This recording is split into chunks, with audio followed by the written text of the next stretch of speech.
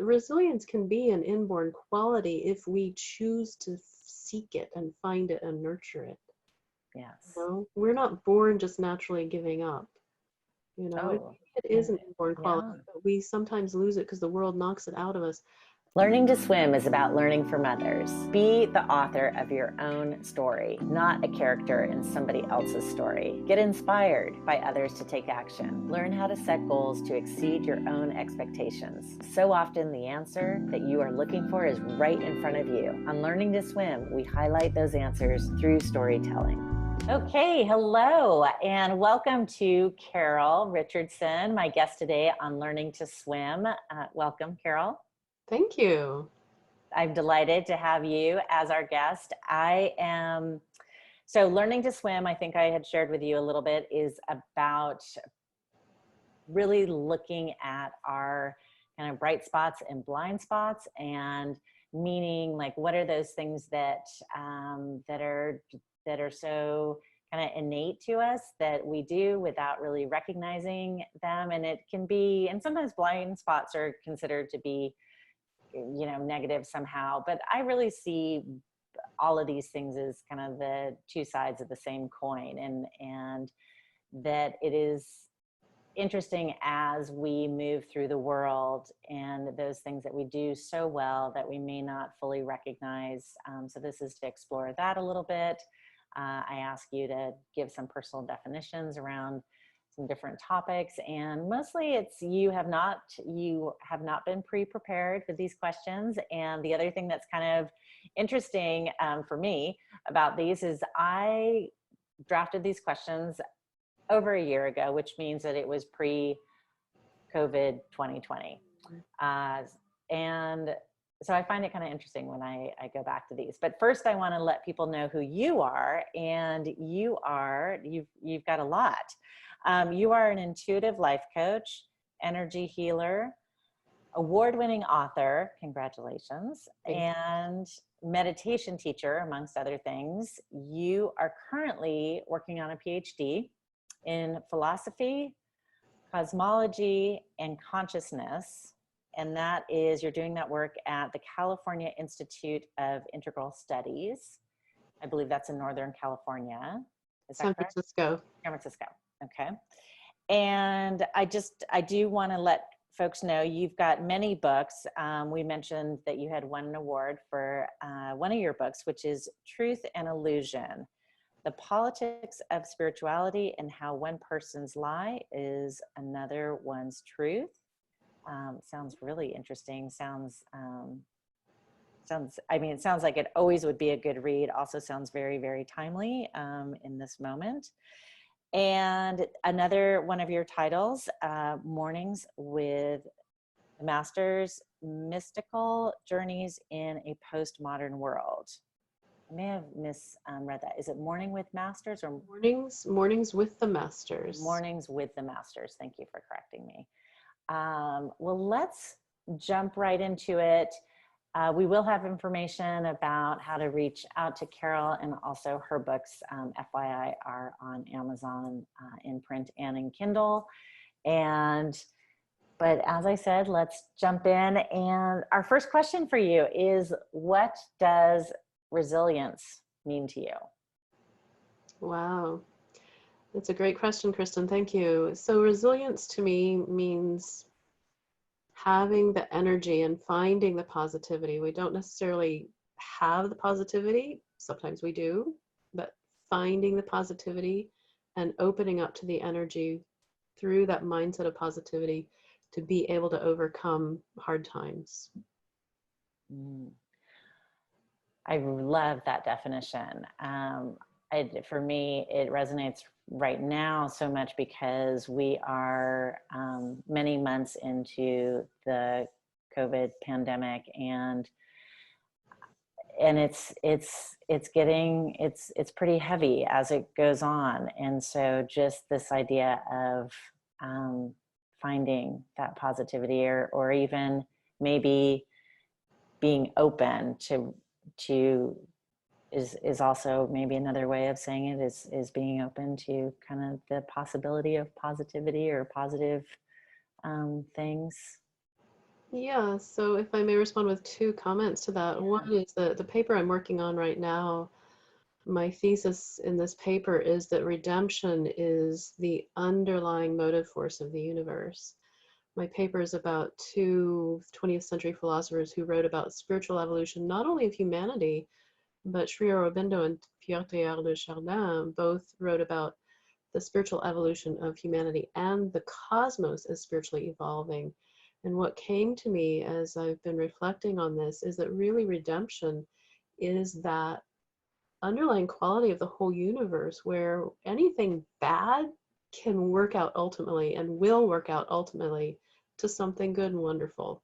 I don't mean to be so dualistic about bad and good, but I Oh yeah, no, I would certainly say, if I look at my own experiences, that certainly there is the through line is that as kind of difficult or challenging as things may seem in the moment, or especially if I've had incidences professionally where I just felt like I really didn't measure up, or I really failed in some way. Just looking at, once I get a little perspective, looking at the end result of that, and how a lot of times it pushed me forward, and that there was ultimately a good outcome. absolutely. Yeah, yeah, for sure. Well, that leads me to my next question, which I think is works into this that we're talking about, is what does failure look like to you? Hmm. Failure to me looks like not getting up, not Mm, trying again, because everybody fails at something. I've never met a human being who was perfect at absolutely everything, but don't mm, expect ever to do so.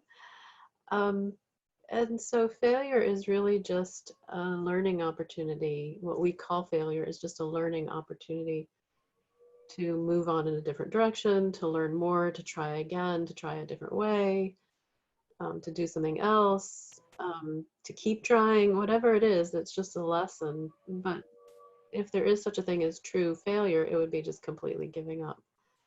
I mean, yeah. ultimately, I believe that reality is redemptive, so nothing's ever going to be a complete dead end in my mind. So, I love that. I am definitely, I love that. I love, I'd like to subscribe to your way of thinking. That sounds good. thank you. So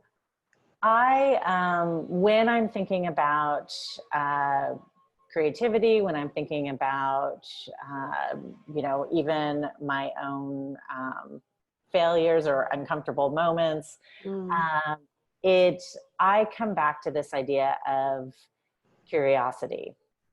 mm. And so I guess so really my next question for you is, how do you remain curious? Or, do you consider, is curiosity part of your practice, your being? Uh, sort of having an internal argument over curiosity because I have so much natural curiosity about a lot of things, including nutrition, for instance, that may or may not be part of my ultimate path or contribution in life. And so it's like, I need to be curious about these things. More philosophy, less nutrition, maybe. Okay, so it sounds like you have no problem remaining curious. You are in, that is a kind of, that is the water you swim in. Going back to our learning to swim metaphor. So it's being, maybe it sounds like you're curious about so many things that it's practicing maybe discernment within this wide array of curiosity, curious and questioning thinking. Yeah, it may be because of my childhood. We moved every 1 or 2 years. Most of the time I was growing up, I moved a total of 9 times growing up, and total of 4 different countries, 3 different states in the Mm, U.S., 2 different continents, and traveled on in Europe as well. So the universe, the whole world was just wide open and amazing to me, and nature in all these places was amazing. So and cultures were so vastly different, I think it was just natural to be curious. And I think in me that's just increased in a lot of ways in with age. I mean, part of it is a choice of lifestyle not to be so utterly busy, tied down to a 9 to 5 kind of job that doesn't leave time for curiosity. And I think that's something important we need to learn, that what to ask ourselves, what do we give up by prioritizing certain things in our lives? Well, and I think I'd be curious to get your thoughts on how spontaneity is related to curiosity, because what I'm finding, especially in this moment in time, with, you know, essentially sheltering in place, or at least limiting our daily goings outs and things like that, is that I find that spontaneous interactions in particular with other people are so limited. And I love, I don't know that I've quite figured it out in my own mind, but I love how spontaneity and curiosity play together.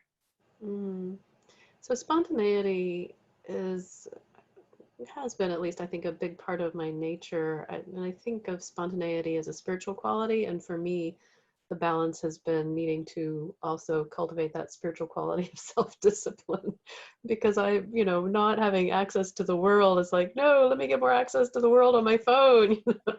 So Yeah. there's a lot of spontaneity about, oh, I want to learn more about that, so that's good in some ways and not helpful when writing a paper, as I currently am. It's not as helpful, but there needs to be a balance. And really, there is a fullness to life, and each of us can find it in our own unique ways.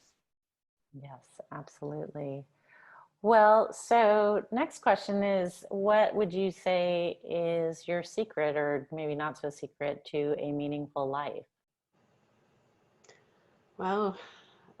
It would be one thing: believing that the divine infuses all of reality and each one of us, that the divine is who we are, the divine is what makes up reality, that the divine is where we all come from and where we're all headed, and the whole universe is growing in that beautiful loving consciousness of what the ultimate is. In the Vedanta tradition, or the yoga philosophy tradition, it's called Satchitananda, which is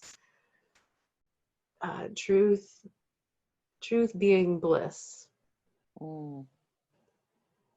Not meaning truth is bliss, but truth Right.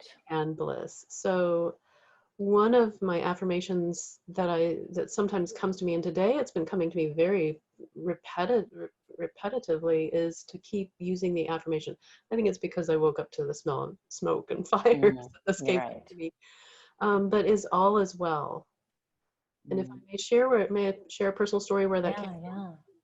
Great, I'd love to share the story. So the masters that I spoke of in my book, Mornings with the Masters, are various ascended masters, including Buddha and Jesus Christ and Lady Kuan Yin, Mother Mary, and others. And Buddha actually taught me that all is well is the fundamental dharma, or dhamma. It's the original nature of reality, and the ultimate nature of reality is all is well. And what came to me, my understanding then, is that if we believe in God per se, God is that state of being in which all is well.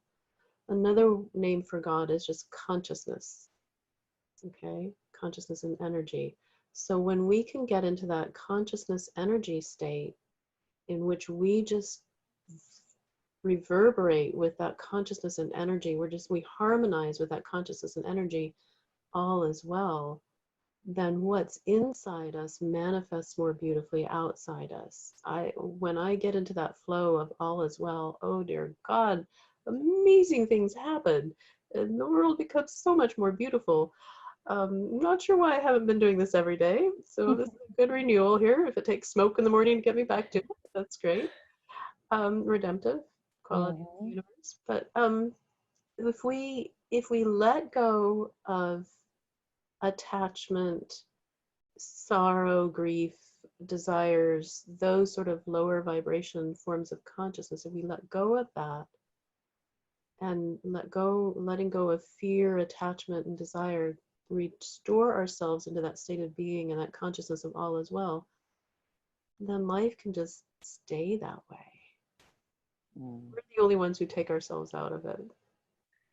Oh, We do. isn't that the truth? So, well, okay, so the next question is, what is your best simple habit that you, or practice that you do every day? And we've just been talking about affirmations, so I wonder if that would be on the top of your list. It would be at the top of my list. It's one practice related to Raja Yoga meditation. Raja Yoga meditation and Kriya Yoga meditation have been my mainstays for coming on 24 years now. But the universe taught me or developed something in me last year, and it's from a combination of sources, really. But what evolved in me is what I call singing Kriyas. And I actually posted a YouTube video called Singing Kriyas. And they're just joyful. You can do it from any religious perspective or any non-religious perspective. You can use just basic affirmations. Like the most basic affirmation is just I am, which speaks of the divine essence in us all, and divine essence transcendent of the universe, divine essence in everything that is. And what I do is I sing a note on the scale, do, re, mi, fa, so, that scale, you know, one for each chakra. And so it just goes like this. I am, I am, I am, I am. And the seventh one is for the crown chakra. And then the eighth one, that one is reaching to the transcendent divine. And then bring it back down. I am, I am, I am, I am. And end it in the root chakra. So we go up with the affirmation and we come down with the affirmation. And you can change the pitch to match what vibration you can feel in each of your chakras. It's a great way of clearing energy blockages from the chakras. It's a great way of harmonizing your whole being. It's a great way of choosing affirmations that you need for the day and energizing them with your whole being and into your whole being. It's a way of affirming the best and most positive qualities of life. Thank you. Thank you so much for sharing that. Your voice is much more lovely than I'm afraid mine would be, but I could do that if I were alone. Now, what would be one word for you to describe your professional journey? Well, the first word that came to me is hope. I don't know why that was the word, but yeah. Okay. And what would be a word to describe your life? My life. And this is one of those questions that I feel like can really be more of a reflection, or can also be more in the moment right now. Well, the first reaction in me was to want it to be joy. And then my real reaction is just wow. Just wow to life. And if you knew all that had happened in my life, I am planning the autobiography, by the way. Oh, good. I need a few readers to start, give me feedback on the first, chapter or so. But yeah, it's just wow. Well, I mean, to me, I'd get, and we'll wait for the next interview around the book. But wow and joy are not, they're not opposites in any way. And really, again, what I'm hearing or what I'm really responding to is this deep awareness of kind of who you are, and also the bigger world around you, which is quite lovely. Thank you. Oh yeah. Well, so I'm always curious what people did as their first job, or what was the first task that you were paid for. And I mean, if going as far back as you can remember, what would that be? Well, babysitting. Mm-hmm. It's awkward because for my last 2 years of high school, my parents and I, my older siblings had already graduated high school. But for my last 2 years of high school, my family and I moved back to the Democratic Republic of the Congo when it was Zaire. And I had actually started kindergarten at the American School of Kinshasa many years before.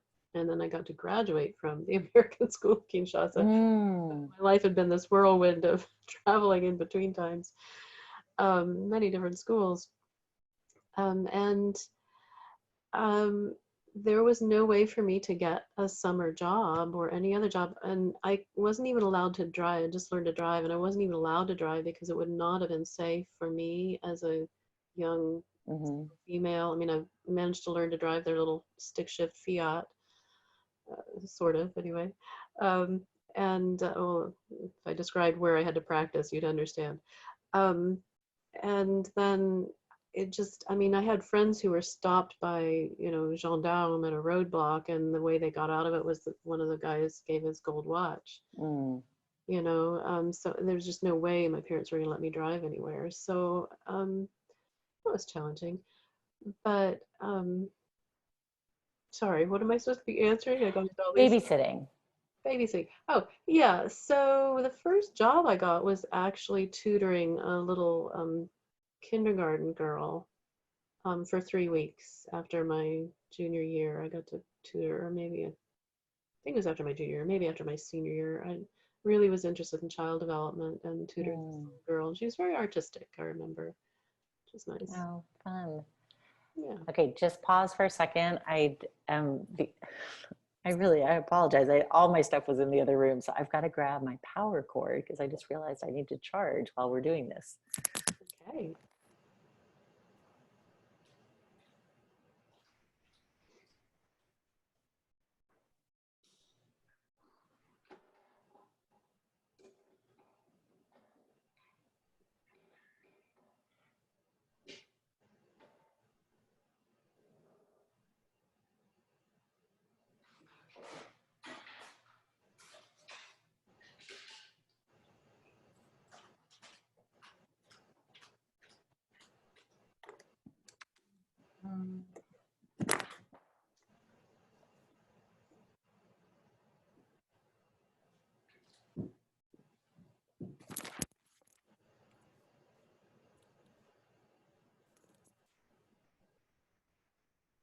Okie dokie. We were all recording, but I just don't want the computer to die. So you were saying that you tutored a young kindergarten, you were tutoring a kindergartner.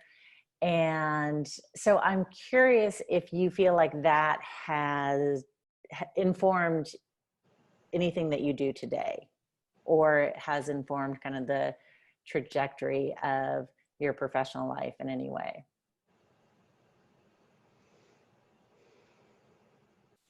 That's hard to say, but there has been a recurring theme of when I've worked with children, it has generally been very meaningful for me. One of the most meaningful things I've done was before moving to California to work on a PhD last year, I lived in the Washington, D.C. area in Maryland for 8 years. And in addition to seeing clients, I started substitute teaching. And I developed motivational speeches while substitute teaching because, kids don't want to behave for a sub, right? They don't want to do their work, whatever. It's hard to even get their attention nowadays. School is not what it used to be. Education does not seem to be what it used to be in many cases. So I developed these motivational speeches, and, for a long time I did it based on my childhood. And, it could be really short or it could be really long, depending on what I felt like I could get away with, depending on how much work they needed to get done. Yeah. And eventually I developed this talk about inner greatness because I was standing in a high school classroom where I'd taught the teenagers there in that school a lot. And I had some of the same kids who'd heard my motivational speech based on my childhood, like one of them, I think 4 or 5 times, and he never complained. Would actually get applause. If you can imagine a substitute teacher getting applause, I was so stunned by that. Oh my gosh. Not generally from the whole class, but, Right. flattering or whatever. But Anyway, so I was standing there and I was like, okay, God, what have we got? Because, some of these kids are not yet ready. So I found myself saying to these teenagers, I believe everyone has inner greatness. And in some of you, I'm seeing that inner greatness. And in some of you, I'm not yet seeing that inner greatness. But I believe everyone has inner greatness. What do you think I mean by inner greatness? And Kristen, this dialogue, where they'd say things, and then I'd pull out my three or four top favorite forms of inner greatness, worked from high school down to kindergarten. And a 5-year-old boy raised his hand when I asked, what do you think I mean by inner greatness? And he said, listening. And I was like, yes, listening is one of my favorite forms of inner greatness, because it is so important, right? And then I would share my favorite forms. And one of the true joys of my life was getting to say to I don't know how many children, and I got to be with, when I would get to be with kids for more than a day, I would give out inner greatness awards for, work they'd get done, for being helpers, for whatever. And then when I get to be with kids longer, like first or second graders, I was asking them, so who showed inner greatness during recess or at lunch? And they'd start looking for inner greatness in each other. This was just such a joy. And then the peak was working with middle schoolers for 5 days and doing this with them and having them start telling each other, find your inner greatness, find your inner greatness, like goofing off. Yeah. Middle schoolers will do. And then one boy came in and said, so and so posted on Instagram, find your inner greatness. I thought, yay, they're getting it, they're getting it. And getting to do this and really help people see, especially kids, that they have resilience can be an inborn quality if we choose to seek it and find it and nurture it. Yes. We're not born just naturally giving up. Oh, it is an inborn quality, yeah. but we sometimes lose it because the world knocks it out of us.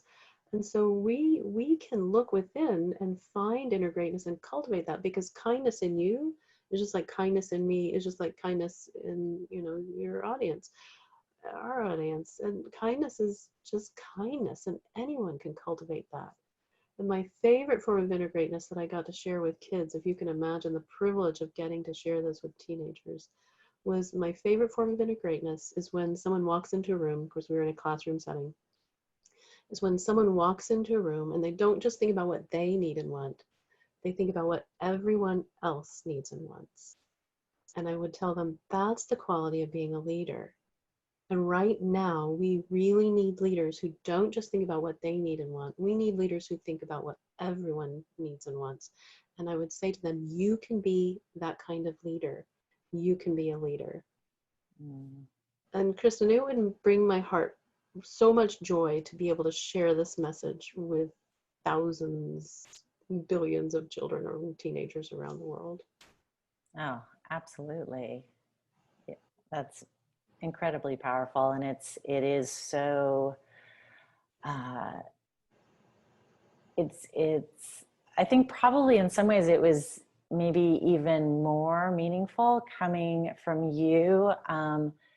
As a substitute teacher, I'm thinking to myself, because, although you got to know them at a certain point, it was in some way you were this person coming from the outside and being able to see them so clearly for themselves, and affirming that. And so I can only imagine how powerful that moment has been for many people who you shared that with. So thank you. You're welcome. Yeah. So if you were talking about inner greatness, I feel like it's so funny. I keep looking at the next question and thinking, gosh, Carole, it's a very interesting phenomena of how our conversation is flowing and how the questions are flowing. So I feel like you've shared one of your talents. And my next question is, what is your in plain sight talent? Meaning, what is that talent that is pretty apparent to anyone who meets you? or who knows you for some length of time? Well, I think writing is an Yeah. in plain sight talent if you read my books, maybe. But Well, um, and you've also received awards. So yeah, I would concur. So then conversely, or what would be more of a hidden talent, or not necessarily hidden, but one that takes uh, more time to reveal itself to others? the intuitive knowing. Mm. Um, I seek to connect with higher consciousness, and all sorts of mystical things happen with clients. And I don't know how much you'd like me to talk about that, but I could share, a few examples if you like. Sure. Yeah. Well, I've experienced miracles happening in and through me when doing energy healing.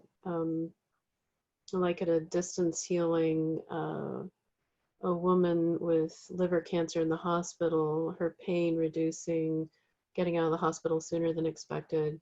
And with repeated distance healing, her blood levels of cancer dropping and going back to her singing career. Um, so she was getting better. Then she let a doctor give her an experimental drug, and that was that. So that was very unfortunate. But in the meantime, the healing was really, letting her live her life again without pain, and that was a huge gift. Um, but intuitive knowing at a distance, intuitive knowing in person, it's not about me. It's about the nature of this universe and how the universe is just consciousness and energy, and it's all interconnected and connected, and so we can know things. So I think the most fun story is I was giving distance healing to a 27-year-old woman I'd never met. Her mother had taken a meditation class with me, and her mother connected us. And this young woman had just moved and followed her boyfriend, and so her life had changed, and it was sort of up in the air, and she needed some reassurance. And as I was sending distance healing, I usually visualize white light because it contains all the colors, but I kept seeing rainbows, just rainbows of light inside her. And that was fun. And Mm-hmm. I was not sure what that was about. And I don't usually ask for blessings for a person at the end of distance healings, but I felt prompted to ask for a blessing for her at the end of the distance healing. So I got one. And when we talked after the distance healing, I shared the blessing with her, and I said, the blessing that I hear for you is there's a pot of gold at the end of your rainbow. And she said, did you just get that? And I was like, yes. Was that a trick question? Right, right. And she said 20 years before, when she was just 7 years old, her mother had been stressed about financial situations, and she had a dream one night in which she saw a rainbow inside their house with a pot of gold at the end. And she said, Mommy, Mommy, look, there's a pot of gold at the end of the rainbow. So the same message that the universe had given her in a dream when she was 7 years old, the universe somehow got into my head to give her 20 years later when she needed reassurance. How remarkable is that? It is. It's yes. I mean, it is. Well, there's just, regardless of what you know what you believe or don't believe, I think that there's so much that we just, not all of us know about. And so yeah, I love moments like that. Thank you for sharing that. You're welcome. That's really fun. So this is definitely a pre-COVID question. Where is your next trip, and why? So you may or may not have something on the books, but is there a place that you'd like to be thinking of going?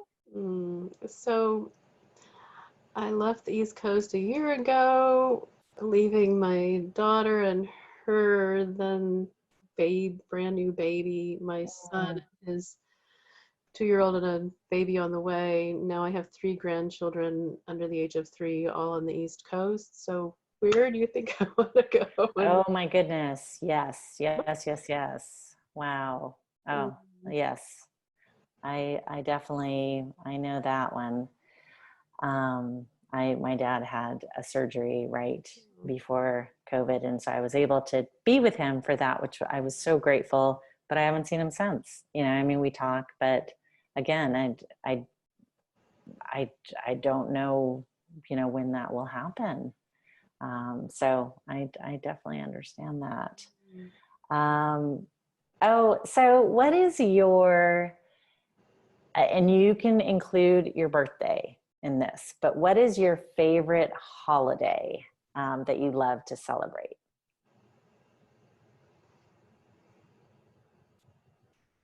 Christmas. I mean, I was supposed to be a Christmas Carol. I came early. I came December Okay. 1st. So I'm an Advent Carol, but Christmas. And last year, I mean, I went to Philadelphia to stay with my daughter and son-in-law and grandbaby, and I, st- I still had one paper I had to finish by midnight on Christmas Eve. Oh my goodness. I was, I was just exhausted from working on papers and then traveling, and took a little nap and then went, greeted everybody and then went back to working on the paper. And then all of a sudden I realized, oh, I only have to finish it by midnight Pacific time.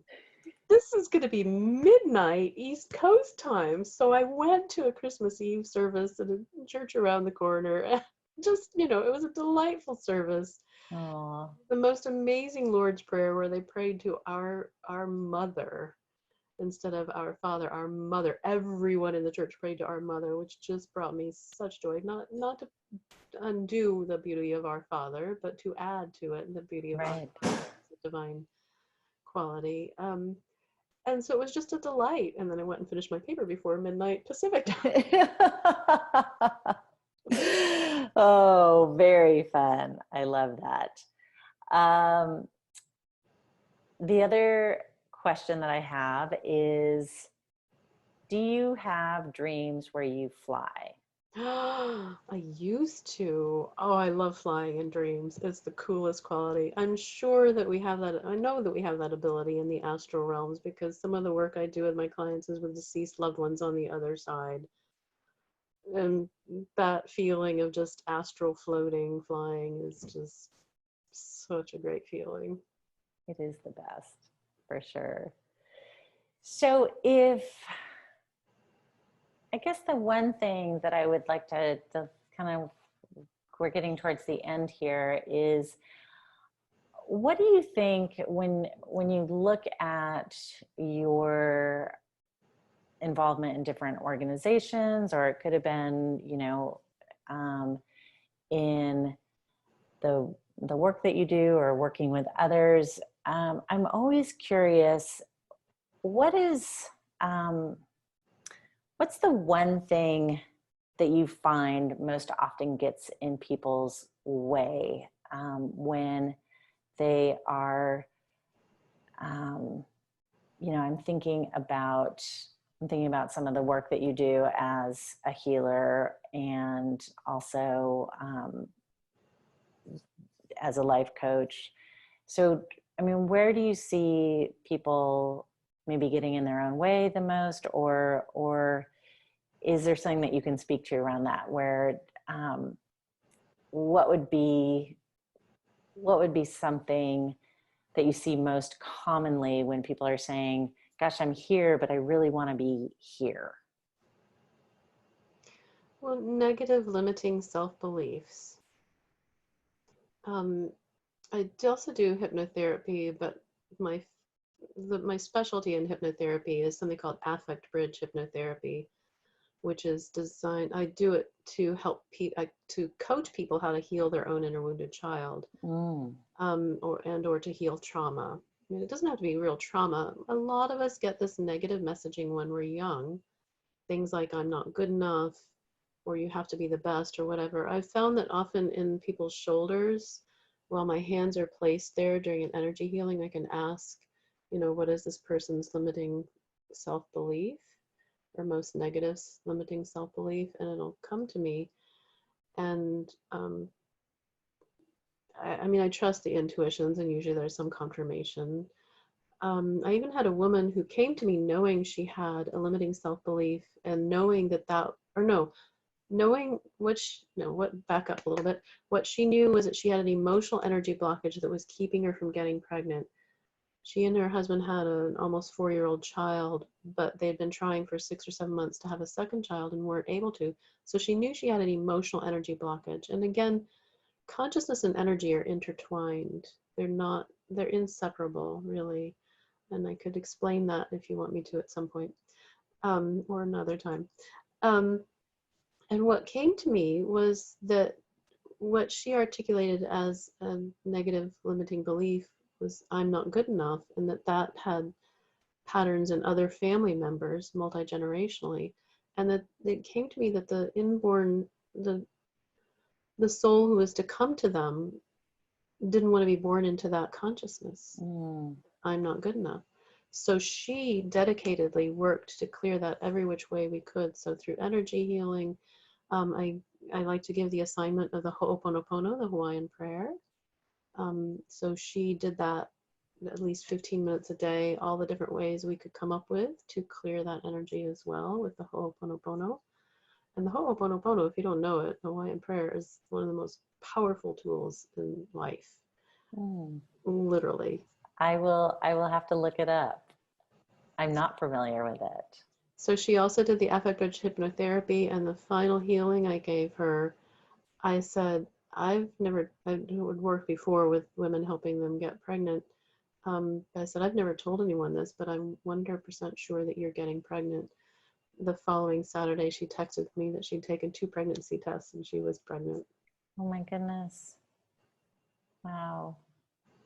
Yeah. Yeah. Well, so in summary, is there a question that you wish I had asked of you? Yes. What do you mean by consciousness and energy? Okay. Thank you. So by the energy part, I mean subtle energy. So if you think about how a cell phone signal comes to us, and we don't question how it goes through the air, and in our cell phone, somehow I can hear either your voice or a different friend's voice or my daughter's voice, right? We don't question how that signal vibrates through the air and sounds like different people's voices, right? So there's information flowing in the cell phone signal, right?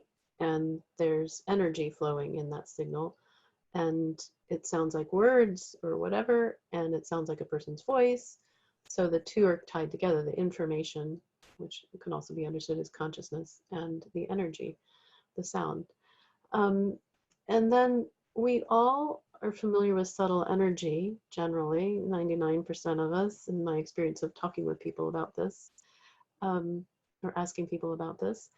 And yet we even have a little bit of language for it. But in the West, we have not yet studied it as a science. We need to, and far greater people than I have said that.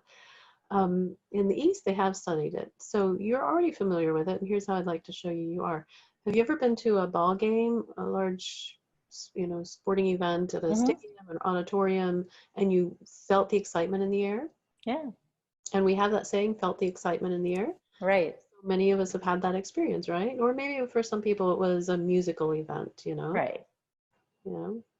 And that excitement energy is a subtle energy vibration that carries a message to it, and we're all intuitively programmed to pick it up through our auras, through our chakra system, and so forth. And nobody has to explain, hey, you know what you're feeling in the air? That's excitement. Nobody has to explain it. We're all built to get it, And then have you ever been in a room where people started getting tense and argumentative with each other, and you could feel the tension in the air? Oh, for sure. We have that saying, the tension in the air. We even have the old saying, the tension in the air was so thick you could cut it with a knife. Right. Well, so many of us have had that experience. And tension is a different form of subtle energy with a different wavelength to it, different message that it carries, and we're all intuitively programmed to pick it up. So nobody has to explain, hey, Kristan, you know what? This is not excitement. This is tension. So watch what you say. Nobody has to explain that, right? And then have you ever been physically in close proximity with a person who was either so angry or so anxious you could literally feel the anger or the anxiety coming off of them? Yeah. And nobody had to say, watch out, because this person's about to blow or whatever, because you feel it and you knew it. And then I hope and trust that you have felt the energy of love from someone and with someone and felt safe in that energy of love. Totally different vibration patterns. Carries a message with it, just like a cell phone message comes through the air. That's what I mean. I am so glad that we asked this question. Good. Seriously, that's a wonderful, thank you. That's a wonderful way to end at least this chapter of our conversation.